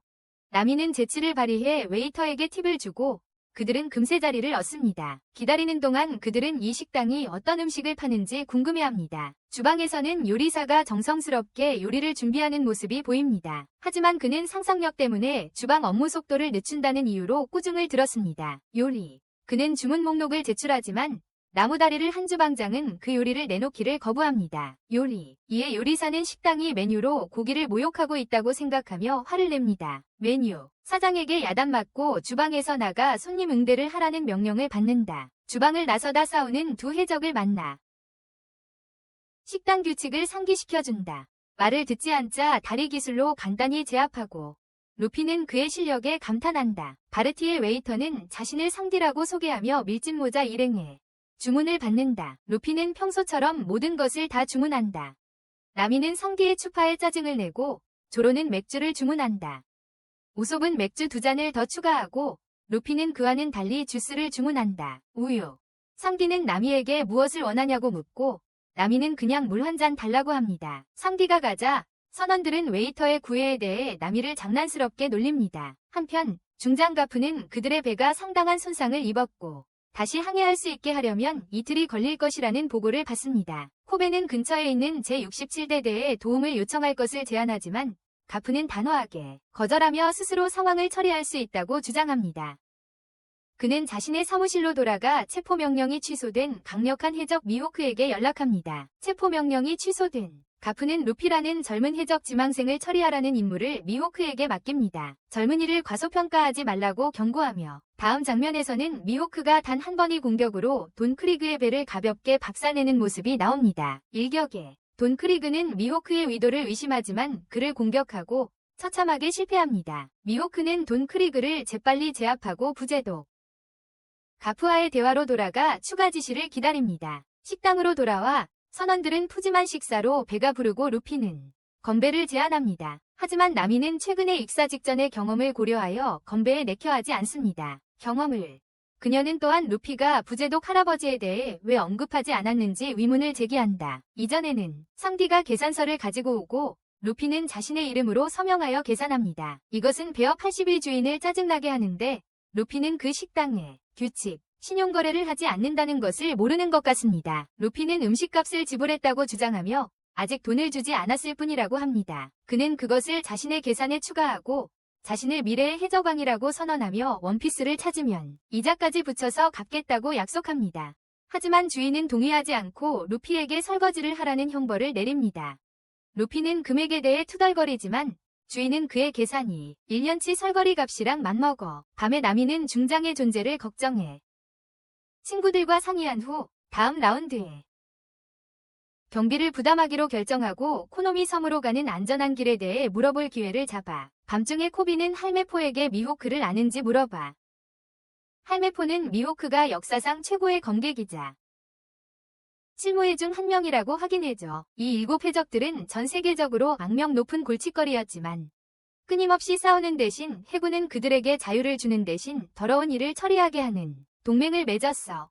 코비는 충격적인 사실을 믿을 수 없어 합니다. 설거지를 하던 루피는 샹크스와 이야기를 나누는데 샹크스는 자신이 이스트블루 최고의 요리사라고 자랑합니다. 루피는 거절당한 요리를 맛있게 먹었기 때문에 동의하고 왜 제프가 주인인데 샹크스를 웨이터로 일하게 하는지 이해할 수 없습니다. 샹크스는 제프가 자신을 질투하기 때문이라고 생각합니다. 그러고는 바다에 있는 전설의 장소 알라바스타를 찾아 알려지지 않은 재료들을 찾는 자신의 꿈을 이야기합니다. 루피는 샹크스에게 꿈을 쫓으라고 격려합니다. 배고픈 해병이 나타나 그들의 대화를 방해하고 샹크스는 그에게 음식을 주려고 합니다. 주인의 반대에도 불구하고 상디의 친절함을 본 루피는 그를 자신의 해적단에 초대한다. 다음 장면에서는 코비가 미호크를 루피에게 보낸 것에 대해 걱정하며 생고쿠에게 질문한다. 코비의 불안감을 감지한 생고쿠는 그에게 음료를 권하며 세상이 항상 공평하지 않고 모든 사람을 똑같이 대할 수는 없다고 고백한다. 그래서 해군이 존재하는 거야. 질서를 유지하고 혼란을 막기 위해 비록 어떤 불공평함을 감수해야 한다 해도 말이야. 바라티에에서 약간 취한 요조는 자신의 능력에 대해 자랑하기 시작하는데 근처에 미호크가 있다는 것을 깨닫지 못한다. 나중에 그는 미호크를 친구들에게 소개하려고 하지만 조로는 전설적인 검객. 조로는 자세를 잡고 미호크에게 결투를 신청하며 세계 최고의 검객이 되겠다는 야망을 선포한다. 미호크는 조로의 도전을 받아들이며 그의 여정을 끝낼 것을 약속한다. 루피는 계속 설거지를 하다가 장꼬가 오는 것을 듣고 그에게 다가가 상디의 꿈을 짓밟으려 한 것에 대해 따진다. 그는 배고픈 남자에게 친절을 베푼 산지의 이야기를 제프에게 전하며 그 벽을 허문다. 식당 규칙입니다. 제프가 대답하기도 전에 유조프가 뛰어들어 루피에게 경고한다. 그들이 맞서고 있다고. 문제입니다. 루피가 조로가 준비하는 방에 들어오자 나미가 루피를 나무라며 조로는 미호크를 이길 수 없다고 말한다. 나미와 우솝은 모두 루피에게 중재해달라고 부탁한다. 하지만 루피는 나미의 말에 동의하며 조로에게 제고해보라고 격려한다. 하지만 조로는 자신의 꿈이 세계 제1의 검객이 되는 것이며 그 꿈을 이루려면 미호크를 이겨야 한다고 단호하게 말한다. 나미는 계속 조로에게 마음을 바꾸라고 애원하고 루피는 다른 사람의 꿈에 간섭할 수 없다고 강조한다. 나미의 계속되는 설득에 조로는 자신이 결투를 포기하는 것을 왜 그렇게 걱정하는지 묻는다. 그녀는 그가 자신의 친구라고 대답하지만 조로는 그녀의 이전 주장을 상기시켜 줍니다. 친구가 없다고 했던 것을 말이죠. 다음 날 나미는 떠날 준비를 하는 동안 다른 이들은 조로와 함께합니다. 미호크가 루피를 보자 그는 해군이 이렇게 작은 것 때문에 자신의 도움을 요청하는 것에 대해 불평합니다. 소포 말이죠. 결투가 시작되고 조로는 두 자루의 검으로 공격하지만 미호크는 작은 칼로 모든 움직임을 손쉽게 받아치며 조롱합니다. 부상을 입었음에도 불구하고 조로는 자신의 약속 때문에 물러서기를 거부합니다. 부상에도 불구하고 조로는 자신이 한 약속 때문에 물러서지 않는다. 조로의 용기에 감명받은 미호크는 그의 검으로 조로를 기리기로 결심한다. 전투를 끝내라. 조로는 세 번째 칼을 입에 물고 격렬한 싸움을 준비한다. 격렬한 검의 격돌 속에서 미호크는 조로의 모든 칼을 박살낸다. 미호크는 여전히 조로가 왜 포기하지 않는지 이해할 수 없다. 갑자기 조로는 미호크 앞으로 나서 항복의 뜻을 표한다. 미호크는 조로의 가슴에 강력한 일격을 가하고 루피는 걱정과 분노를 느낀다. 하지만 미호크는 루피에게 그의 동기를 묻고 그것을 듣고는 그처럼 예측 불가능한 사람이 세상에 더 필요하다고 말한다. 떠나기 전에 그는 조로에게 더 강해져서 다시 만날 수 있도록 하라고 말한다. 다른 이들은 부상당한 친구를 걱정하고 그때 조로는 루피를 다시 실망시키지 않겠다고 엄숙히 맹세합니다. 그는 오늘부터 미호크를 쓰러뜨릴 때까지는 절대로 지지 않겠다고 맹세합니다. 탈진한 조로는 기절하고 선원들은 그의 상처를 치료하기 위해 달려듭니다. 하지만 루피는 쇼크에 빠지고 나미는 그를 꾸짖으며 의사를 찾으러 베어 80호로 돌아가라고 명령합니다. 베어 80호로 돌아온 제프는 상디가 자신의 부엌에 있는 것을 꾸짖지만 주방장이 숙취에 시달린다는 것을 알고 상디의 도움을 받아들입니다. 일하는 동안 제프는 까다롭지만 갑자기 루피가 의사가 필요하다며 도움을 요청합니다. 제프는 이틀 거리에 있는 코노미 섬에 가자고 제안하지만 루피는 너무 멀다고 생각합니다. 상디는 제프가 떠난다고 꾸중을 하지만 도와주겠다고 합니다. 하지만 제프는 다시 생각하고 상디에게 루피의 친구를 돕기 위해 필요한 것을 알려줍니다. 나미는 루피가 제프와 함께 돌아온 것을 보고 화를 냅니다. 의사만 필요하니까요. 하지만 제프는 해군 의사로서의 실력을 보여주며 그들의 친구가 죽을 위기에 처했지만 살아날 가능성이 있다고 설명합니다. 그는 이야기를 해주거나 노래를 불러주는 등 그를 위로하여 동료들의 지지를 느끼게 해줄 수 있다고 제안합니다. 다음 장면에서 미호크는 개인적인 대화를 나누기 위해 가파를 방문합니다. 가프는 루피가 어디 있는지 궁금해하지만 미호크는 루피를 보내준 이유를 알려준다. 그는 그가 그랜드에 들어갔을 때 젊은이에게 무슨 일이 일어날지 궁금해한다. 가파는 이를 재밌어하며 루피에게 아무 일도 일어나지 않도록 할 것이라고 단언합니다. 루피에게는 미호크는 자신의 손자가 원피스를 찾을지도 모른다는 힌트를 줍니다. 코비는 이 대화를 엿듣고 자신이 들은 것에 놀랍니다. 그동안 산지인은 밀진모 해적단을 위해 요리하느라 바쁘지만 걱정하고 있다. 조용히 조로의 칼을 닦으며 친구를 위해 준비하는 루피에 대해 깨어납니다. 유조프는 슬픈 표정으로 루피에게 조로의 심각한 부상 때문에 다시는 깨어나지 못할 가능성이 있다고 알립니다. 그의 심각한 부상 때문입니다. 하지만 루피는 조로가 생각보다 훨씬 강하다고 믿으며 낙관적인 태도를 유지합니다. 누구도 생각하지 못할 만큼 상디가 그들의 대화를 끊고 루피에게 음식을 먹으라고 권합니다. 하지만 루피는 다른 생각을 하고 있습니다. 그는 상디에게 조로가 가장 좋아하는 음식인 주먹밥과 맥주를 준비해달라고 부탁하며 그것이 조로의 기력 회복에 도움이 될 것이라고 믿습니다. 루피는 지금 조로에게 가장 필요한 것이 무엇인지 생각하며 결론적으로 휴식이 필수적이죠. 상디는 선장이라는 직업이 세상에서 가장 힘든 직업 중 하나라고 말하는데 그 이유는 선장은 다른 선원들과는 다른 어려운 결정을 내려야 하기 때문이라고 합니다. 말이죠. 그는 제프가 예전에 해적이었다고 밝히는데 루피는 놀랍니다. 제프가 적들의 피로 물든 부츠 때문에 붉은 달이 제프로 알려졌다는 사실을 알게 되자 더욱 놀랍니다. 이야기는 9년 전 상디가 어린 시절 동쪽 블루를 항해하던 여객선 오비투호에 탑승했던 때로 거슬러 올라갑니다. 어린 시절에도 상디는 요리에 대한 열정이 대단했고 끊임없이 요리를 시도했습니다. 주방에서 혁신을 이루다. 하지만 주변 사람들의 지지 없이 심지어 전설의 올블루에 도달하려는 그의 꿈을 짓밟으려 했습니다. 전설의 올블루에 다다르겠다는 그의 꿈을 짓밟으려 했습니다. 갑자기 해적들이 배를 습격했고 상디는 숨어야 했습니다. 상디가 제프가 요리에 오레가노를 넣는 것을 막으려 할 때 바로 그 긴장된 순간에 제프가 그를 발견했습니다. 요리에 오레가노를 넣는 것을 막으려는 그를 제프가 발견했습니다. 제프는 그에게 질문했고 그들이 이야기하는 순간 거대한 파도가 그들의 배를 덮쳐 바다에 가라앉혔습니다. 상디와 제프는 모두 망망대해에 표류하게 되었습니다. 다음 날 상디는 깨어나 제프에게 무슨 일이 있었는지 물었습니다. 제프는 그들의 배에 있던 다른 모든 사람들이 죽어서 자신과 산지 둘만 남았다고 설명했습니다. 둘만. 산지는 다음에 무엇을 해야 할지 고민했고 제프는 그 중요성을 강조했다. 다른 배가 구조하러 올 때까지 기다리고 있습니다. 그는 산지에게 건진 음식이 얼마 없다는 것을 보여주며 그것을 오래도록 먹으려면 천천히 먹어야 한다고 강조했습니다. 오래도록 먹으려면 천천히 먹어야 한다고. 산지가 왜 제프의 음식이 더 많은지 묻자 제프는 짜증을 내며 그에게 섬의 반대편으로 가서 배가 오는지 살피라고 했습니다. 그가 도움이 될 수 있는 유일한 방법이기 때문이었습니다. 그가 도움이 될 수 있는 유일한 방법이라고. 며칠이 몇 주로 변했고 산지는 음식을 조심스럽게 배급하며 지냈습니다. 하지만 25일째 되던 날 그는 식량이 떨어질까 걱정하기 시작했습니다. 그는 지나가는 배가 자신을 못 보고 지나치는 것을 속수무책으로 바라볼 수밖에 없었습니다. 날이 갈수록 상디의 상황은 점점 절박해졌습니다. 그의 식량이 줄어들면서 말이죠. 70일째 되던 날 상디는 더 이상 참을 수 없었습니다. 그는 제프가 자신보다 2배나 많은 식량을 가지고 있을 거라고 생각하고 제프에게 다가가 식량을 나눠줄 것을 요구했습니다. 일부를 거절하면 제프를 때리겠다고 협박까지 했습니다. 하지만 칼을 들고 섬 반대편에 도착했을 때 그는 충격을 받았습니다. 제프의 가방에는 식량이 아니라 보물이 들어있었기 때문입니다. 상디는 제프가 자신의 다리를 먹고 살아남았다는 끔찍한 진실을 알게 되었습니다. 상디는 제프가 왜 자신에게 모든 음식을 주었는지 이해할 수 없었고 제프는 설명했습니다. 평생 동안 전설의 올 블루를 찾아왔다고.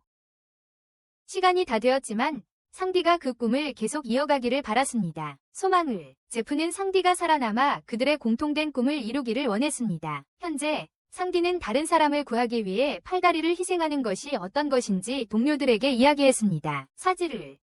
그는 제프가 그들의 선장 역할을 하며 힘든 시간들을 이끌었던 무인도에서 70일 넘게 보냈던 이야기를 했습니다. 힘든 시간들을 헤쳐나가도록 이끌어주었습니다.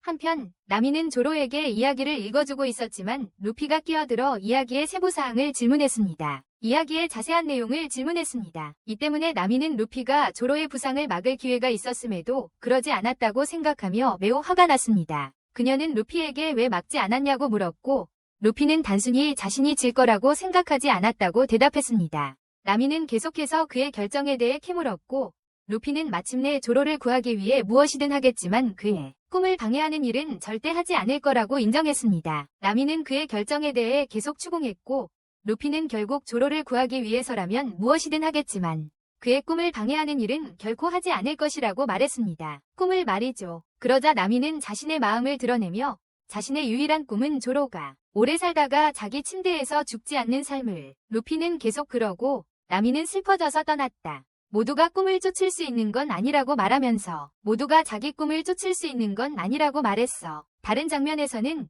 가프가 코비에게 루피가 자기 손자라는 걸 알고 있었다고 말했다. 자기 손자라는 걸. 그는 코비에게 자신의 과거 이야기를 조금 해주고 그 상황을 어떻게 처리하고 있는지 물었다. 상황을. 가프는 코비의 걱정에 동의했고 그에게 해병들을 모으라고 보냈다. 이야기는 비레디로 옮겨가고 아롱이 도착해서 꽤 소란이 일었다. 소란이. 제프는 그에게 바다를 지배하는 그의 힘에 대해 따졌지만 아롱은 무시하고 밀짚 모자를 쓴 해적에 대해 물으며 루피를 찾고 있음을 드러냈습니다.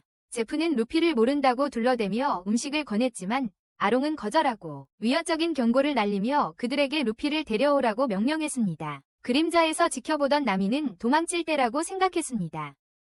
조로를 돕는 와중에 루피는 마음속 이야기를 하기로 합니다. 자신의 마음이 제대로 된 곳에 있는지 확신할 수 없지만 말입니다. 그가 조로에게 말을 시작하자 나미가 갑자기 뛰어들어와 놀라며 아롱의 해적들이 비어리에 도착했다고 경고합니다. 이에 루피는 놀라며 왜 떠나야 하는지 묻습니다. 나미는 그들이 특히 루피를 찾고 있다고 설명합니다. 상디는 식당을 지키기 위해 떠나기로 결정하고 루피는 그와 함께 가려 합니다. 하지만 그의 동료들이 그를 붙잡습니다. 루피는 그들이 BRD를 지킬 거라고 주장하고 상디는 왜 자신을 이 싸움에 끌어들이는지 묻습니다. 루피는 간단하지만 진심 어린 이유로 상디가 자신들을 먹여 살렸기 때문이라고 대답합니다. 하지만 나미는 아롱이 이스트 블루에서 현상금이 가장 높다는 사실을 말합니다. 루피는 자신 때문에 무고한 사람들이 고통받는 것을 원하지 않아서 가기로 결정합니다. 그리고 아롱과 마주쳐 그들이 식당에 도착하자 그들은 아롱과 대면하는데 아롱은 놀란 듯 보인다. 자신들이 찾는 해적이 이렇게 작을 줄은 몰랐던 것이다. 루피는 그를 알아보지 못한 것을 비웃으며 어떻게 자신을 찾았는지 묻는다. 아롱은 친구가 도왔다고 밝히며 버기의 머리를 보여주는데 그것은 루피의 밀짚 모자에 숨겨져 있던 귀였다. 아롱은 이제 루피에게 자신의 지도와 전리품의 절반을 조공으로 바치라고 요구하지만 루피는 아롱의 부하가 되기를 거부하고 그에게 싸움을 건다. 싸움을 시작하기도 전에 제프가 그 물고기 인간에게 총을 쏜다. 하지만 아무런 피해도 입히지 못한다. 제프가 다치는 것을 본 상디가 물고기 사람을 공격하지만 그들은 상디를 쉽게 제압합니다. 압도당하는 상디. 친구를 공격당하자 루피가 아롱을 공격하지만 아롱은 엄청난 힘으로 식당 밖에서 반격합니다. 거센 아롱의 반격.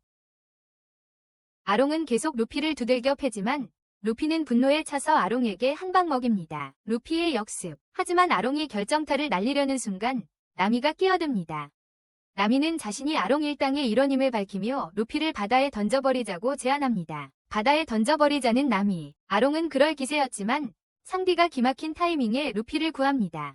루피가 나미에 대해 묻고 나미가 떠났다는 사실을 알고 정말 슬퍼합니다. 한편 가프는 자신의 부하들을 칭찬하고 임무가 변경되었다고 말합니다. 이제 그들은 밀짚 모자 루피를 잡아야 합니다. 바에서 산지는 제프를 돕고 싶어 하지만 제프는 산지가 인생을 낭비해서는 안 된다고 생각하며 거절합니다. 산지는 동의하지 않고 제프 혼자서는 식당을 운영할 수 없다고 말합니다. 그는 만약 꿈이 올 블루라면 고집 부리지 말고 찾아 나서야 한다고 주장합니다. 결국 제프는 산지가 루피의 여정에 동행하는 것을 허락합니다.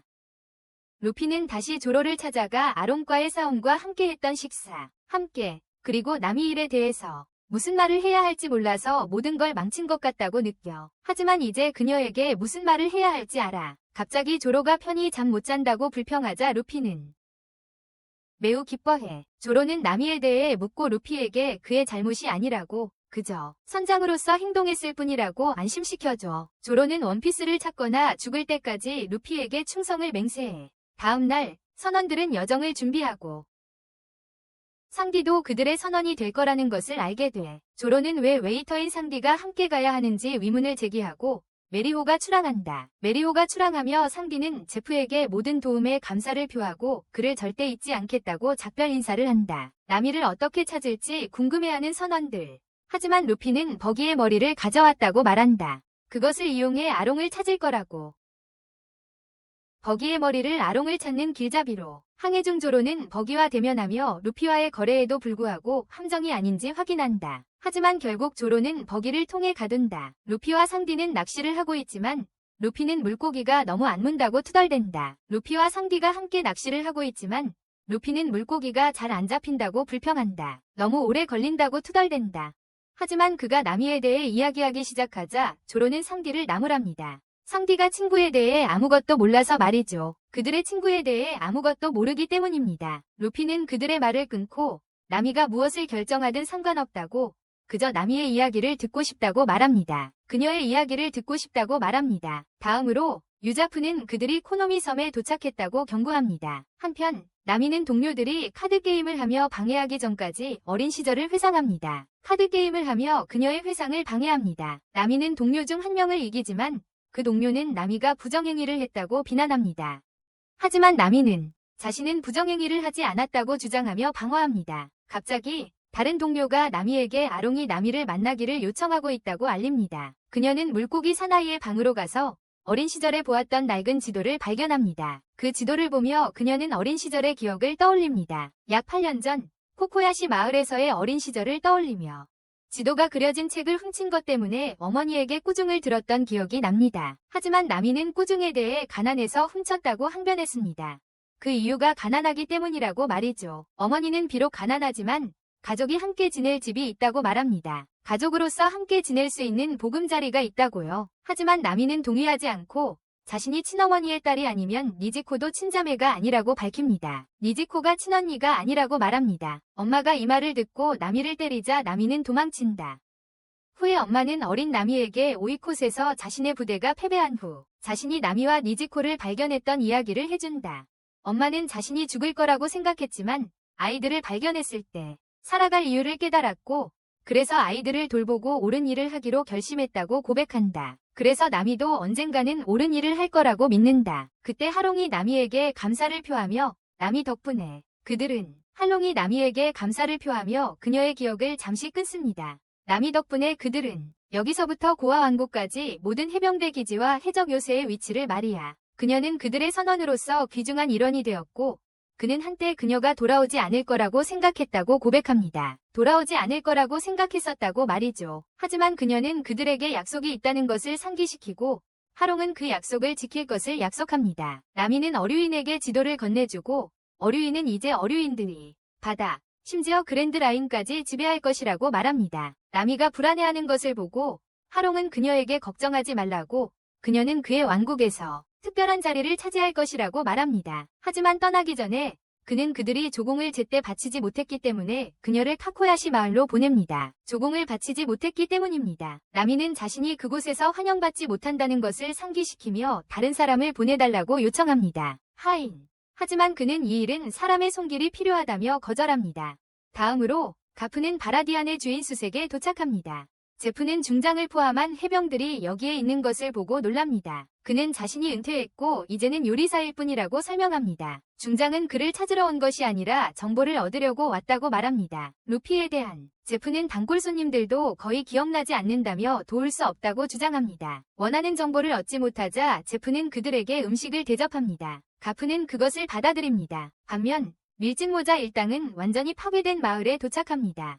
루피는 그 모든 것이 아롱의 소행이라고 생각합니다. 마을에 들어서자 그들은 모두 모여서 곡물을 모으려고 애쓰는 것을 봅니다. 하지만 그들은 충분히 모으지 못했을까 걱정하며 아직 시간이 있는지 묻습니다. 그때 나미가 그들을 가로막고 시간이 없다고 알립니다. 네지코는 언니에게 따지고 나미는 냉담하게 대꾸하고 떠납니다. 나미는 겐조에게 자신을 위한 무언가가 있는지 묻습니다. 그때 어린 시절 도난당한 책 때문에 겪었던 일이 기억 속에 떠오릅니다. 훔쳐간 책 말이에요. 하지만 모든 게 잘 될 거라고 생각한 순간 아룡이 마을을 공격하는 것을 목격합니다. 마을을요. 어린 소녀와 어머니는 아룡이 코코야시 마을 전체에 자신의 힘을 과시하는 동안 도망치려 합니다. 코코야시 마을 전체예요.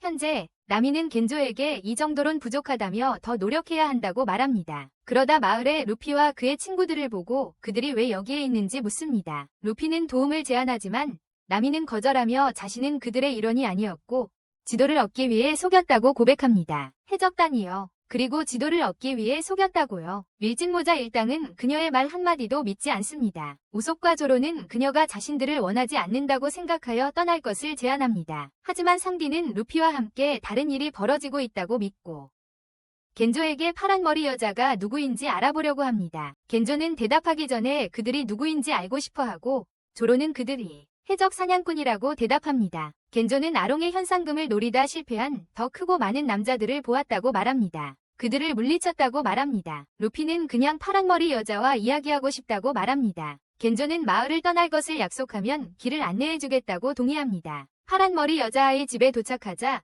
그녀는 무기를 겨누며 승무원들에게 인사하고 떠나라고 한다.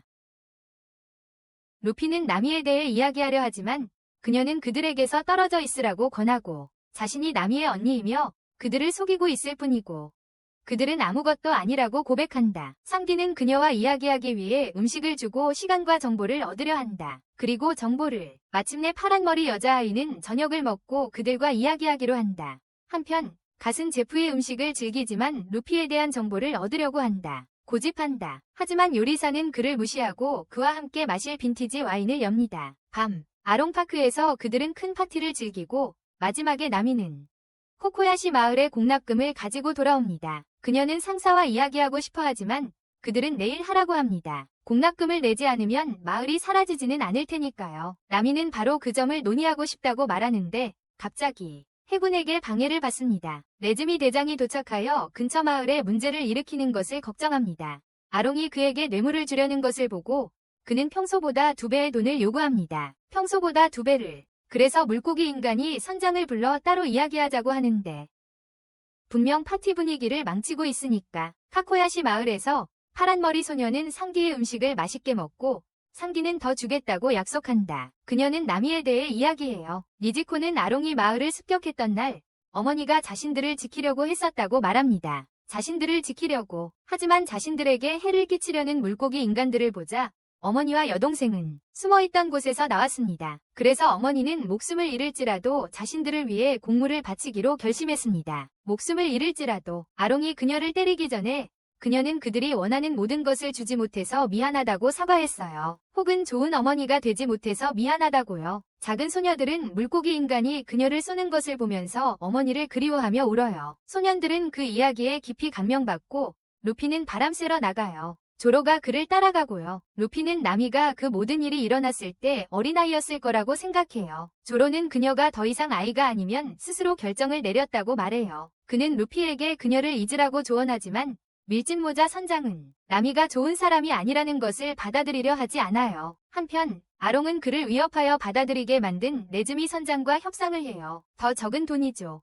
그 장면 후에 나미는 아롱에게 거래에 대한 자신의 몫을 가지고 있다고 말하지만 아롱은 그녀가 1억 벨이나 가지고 있다고 믿지 않고 그 점에 대해 질문합니다. 나미는 자신이 그 돈을 혼자 훔쳤다고 대답하며 그가 약속을 지킬지 알고 싶어 합니다. 아롱은 그녀에게 아침까지 돈을 가져오라고 명령하고 그 문제는 끝났다고 여길 것입니다. 하지만 그녀가 떠난 후 그는 키루바이를 시켜 네즈미를 찾게 합니다. 그에게 맡길 일이 있기 때문입니다. 그에게 다른 한편 코비와 할메포는 식당에서 술을 마시고 있습니다. 할메포는 가프가 밀짚모자와 코비에게 집착하는 이유를 이해하지 못하고 코비는 그가 자신의 손자이기 때문이라고 고백한다. 잠깐의 대화 후 웨이터는 그들에게 밀짚모자에 대한 정보를 팔 수 있다고 말한다. 밀짚모자에 대한 정보를.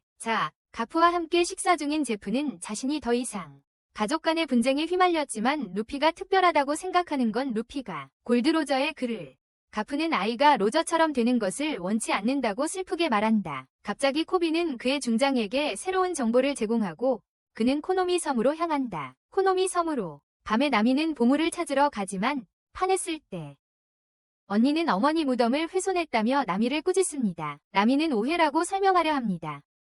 어렸을 적 아롱에게 그의 해적단에 들어가겠다고 접근하여 지도 제작 능력을 보여주고 코코야시 마을을 1억 베리에 사는 대신 아롱을 도와주겠다고 제안했던 것을 밝힙니다.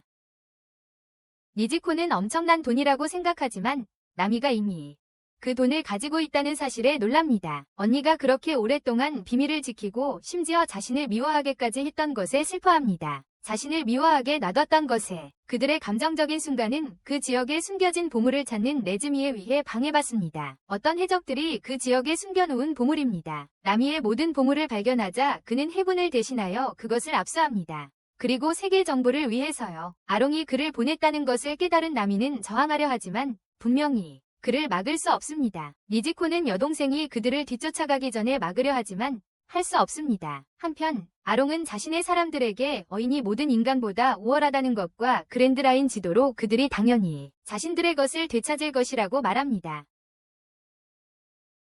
그들의 것입니다. 그는 코코야시 마을부터 동쪽 끝까지 자신의 분노를 퍼뜨릴 계획입니다. 푸른 바다와 그들의 앞길을 막는 모든 것을 그랜드라인까지 인간들에게 그들의 제자리를 보여주기 위해서 결국 나미는 네즈미에게 제때 도착하지 못하고 땅에 무릎을 꿇고 칼로 자신의 문신을 해치기 시작하며 아롱의 이름을 되뇌입니다. 하지만 그 순간 루피가 그녀를 막습니다. 그녀가 떠나라고 거듭 말하지만 결국 친구의 도움을 간청합니다. 그녀의 친구의 도움을 간청합니다. 루피는 그녀를 강렬하게 바라보며 그렇게 하겠다고 약속합니다. 밀짚모자를 쓰고 나서 루피는 나미가 있는 곳으로 동료들에게 돌아갑니다. 그들은 불타오르는 코코야시 마을을 바라보며 오래된 집에 있습니다. 다음 장면에서는 과거로 돌아가 나미의 문신이 새겨지는 모습을 보여줍니다. 어린 소녀에게 엄청난 고통을 안겨주는 장면입니다. 아론은 나미의 지도 제작 능력을 이용해 바다를 지배할 것이라며 이제 나미는 자신에게 속한다고 주장합니다. 바다를 지배할 것이라고 말합니다. 그는 나미에게 1억 베리를 어떻게든 마련하면 마을과 함께 자유를 줄 것이라고 말합니다. 어떻게 마련하든 상관없다고 말합니다. 다음 날 밀짚모자 일당은 아론이 코코야시 마을을 벌로 파괴하는 것을 지켜봅니다. 벌로 파괴하는 것을 봅니다. 네지코의 말을 들은 마을 사람들이 싸움을 준비하는 모습도 함께 보입니다. 나미의 희생에 대해서 나미는 모두 죽을 거라고 생각해서 그들이 아롱파크로 가는 것을 막으려 하지만 겐조를 중심으로 한 마을 전체는 자유를 살 수 없다면 싸워야 한다고 믿습니다. 반면에 네즈미는 갑판에 도착하고 보가드가 그를 맞이하여 부사령관에게 선장을 데려갑니다. 가브는 그 지역에서 일어나는 모든 일에 대해 의문을 제기하고 네즈미는 그것이 모두 밀짚모자 일당의 잘못이라고 말하며 자신의 검의 날카로움을 시험해보겠다고 주장하지만 가브는 루피를 어디서 찾을지 생각하며 그를 막습니다. 마침내 루피와 그의 일당이 아롱파크를 공격합니다. 결국 루피와 그의 해적단이 아롱파크를 공격합니다. 유조프와 조로는 아롱의 부하들을 처리하고 나미와 루피는 아롱을 쫓습니다. 아롱을 물고기 사람 부하들이 막으려 하지만 해적단은 그들을 물리치고 루피와 나미는 지도방에 도착합니다. 거기서 나미는 지도를 잡고 재빨리 떠나려 하지만 그러려는 순간 아롱이 나타납니다. 아롱은 오늘부터 자신이 이끄는 물고기 사람들이 인간들을 굴복시키는 혁명을 시작할 것이라고 말합니다. 나미는 이미 많은 사람들을 괴롭혔는데 라고 묻자 아롱은 이제 시작일 뿐이라고 대답합니다. 그러고는 그녀가 자신을 배신했다고 불평하지만 그녀가 만들어준 모든 지도에 대해 감사를 표하며 그 지도들을 이용해 이스트 블루와 모든 바다를 정복할 것이라고 말합니다. 알롱은 루피를 공격하며 어떻게 감히 나미를 그렇게 이용했냐고 묻고 그것에 루피는 격분합니다. 루피는 맨손으로 알롱의 칼을 부수며 나미는 사람이지 도구가 아니라고 말합니다. 나미에게는 자신의 희망과 꿈이 있었는데 알롱이 그것을 빼앗아갔다는 것입니다. 그래서 이전에 사람들에게 상처 입힌 악당들처럼 알롱도 박살낼 것이라고 확신합니다. 루피는 나미에게 도망치라고 명령하지만 알롱은 그녀를 놓아주려 하지 않고 루피는 그를 막는다. 한편 유조프는 물고기 인간으로부터 도망치고 상디와 조로는 누가 더 많은 물고기 인간을 쓰러뜨리는지 내기를 한다. 물고기 인간들을 쓰러뜨리며 누가 더 많이 이길지 경쟁한다. 그들은 버기를 풀어주지만 버기는 그들을 배신하고 도망친다. 유조프는 결국 자신의 죽음을 가장하여 물고기 인간을 물리치고 물고기 인간을 폭발시키는 특수한 총알을 사용한다. 이제 아롱파크에서 키루바이가 상디와 조로와 맞서 싸우며 힘든 싸움이 된다.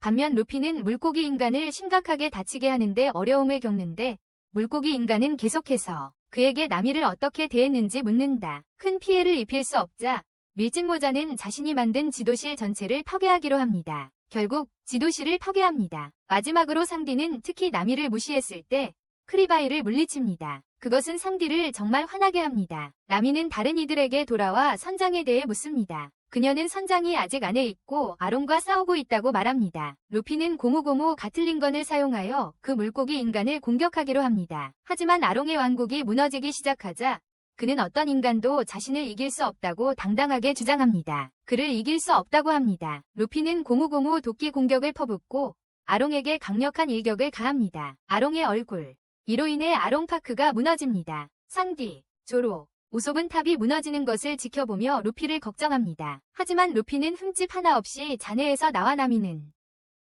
혼자가 아니라고 선언합니다. 밤에 마을 사람들은 아롱의 패배를 축하합니다. 상디는 모두를 위해 요리를 하고 나미의 언니에게 호감을 사려고 하지만 그의 연애 시도는 통하지 않는 것이 분명합니다. 열렬한 청중들에 둘러싸인 우솝은 자신의 이야기를 과장하여 모두를 놀라게 합니다. 갑자기 가프와 그의 부하들이 공원에 도착하여 마을 전체를 포위합니다. 중장이 밀짚모자 일당 체포 명령을 내립니다. 처음에 할마포와 코비는 주저하지만 결국 임무를 수행합니다. 가프는 루피에게 해적의 길을 택한 것을 질책하며 항복을 요구합니다. 하지만 루피는 단호히 거부하며 대립이 시작됩니다. 루피는 자신의 할아버지와 싸우고 싶지 않지만 가프는 그에게 선택의 여지를 주지 않습니다. 가프는 루피의 힘을 의심하고 루피가 특수한 능력을 사용했음에도 불구하고 할아버지는 그를 쉽게 제압합니다. 전투 중 루피는 할아버지에게 계속 자신을 때려도 괜찮다고 고백합니다. 매일 그래도 꿈을 포기하지 않을 거야. 그는 그랜드라인에 도착해서 원피스를 찾고 해적왕이 될 거야. 가프가 뭐라 하든 말이야. 가프는 골드로저가 자신을 놀리던 기억을 떠올리고 그 기억에 웃음을 터뜨린다. 그는 자신의 부하들을 시켜 아롱의 부하들을 찾도록 하고 루피 일행을 풀어준다. 가프는 그 모든 것이 시험이었다고 밝히고 이제부터 루피는 혼자라고 말한다. 하지만 루피는 충직한 동료들이 있기에 절대 혼자가 아니라고 말한다.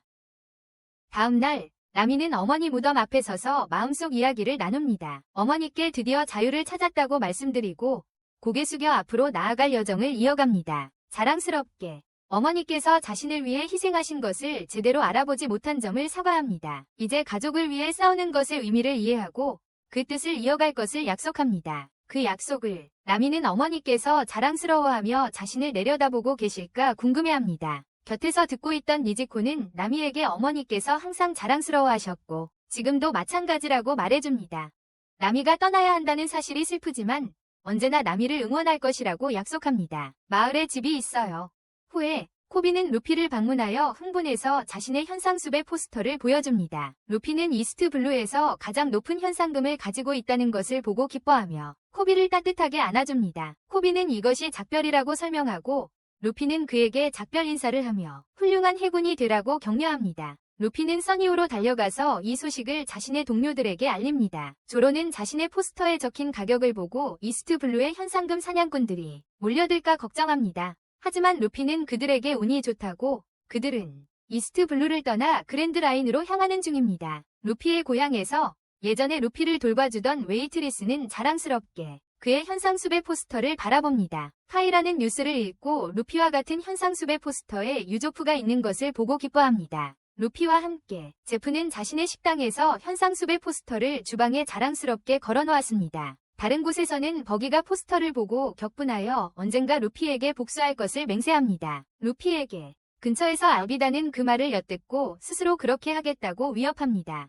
가프는 손자의 높은 현상금을 자랑스러워하며 루피를 자신의 모습의 반영으로 봅니다. 나중에 할메포와 코비는 이전의 불복종에 대해 서가합니다.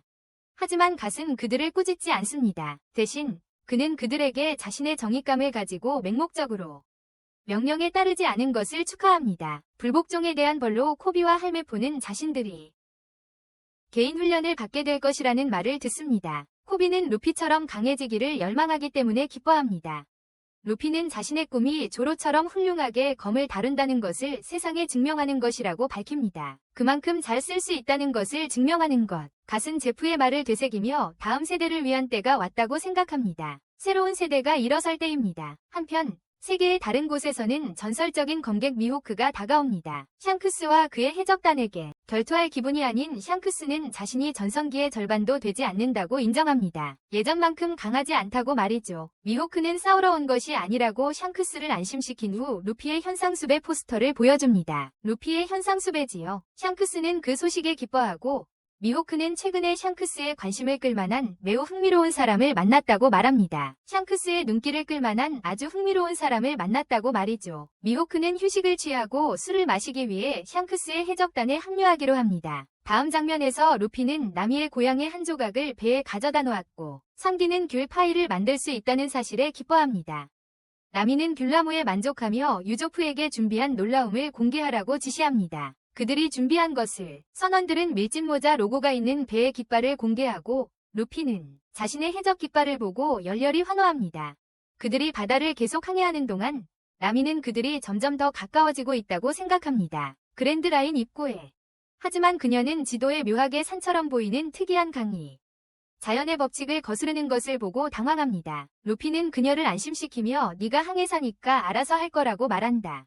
상디는 루피에게 좋은 생각이 있다며 주의를 환기시킨다. 그랜드라인 진입을 기념하는 특별한 의식을 위해 루피는 전 승무원을 모은다. 각 승무원들은 자신의 꿈과 열망을 나누고 그 무엇도 그것을 추구하는 것을 막을 수 없다고 다짐한다.